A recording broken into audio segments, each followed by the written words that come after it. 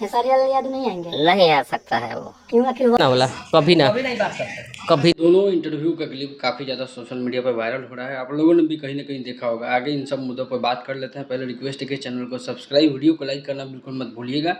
तो जैसे कि आपको पता है कि बिल्ली चाची का इलाज चल रहा है, पवन सिंह उनका इलाज करा है, चूँकि खेसारी लाल यादव नहीं पहुँचे। पहले उनके गाने की बात करें तो नथुनिया 2 गाना जो आज आया है 7 बजे के आसपास, ये गाना रिलीज हुआ है।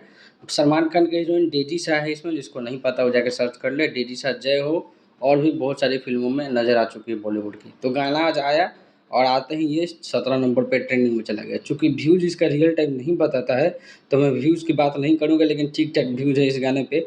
बाकी लुक वुक की बात करें, केमिस्ट्री की बात करें खेसारी लाल यादव और डेडी शाह के बीच, जो काफ़ी अच्छा लग रहा है।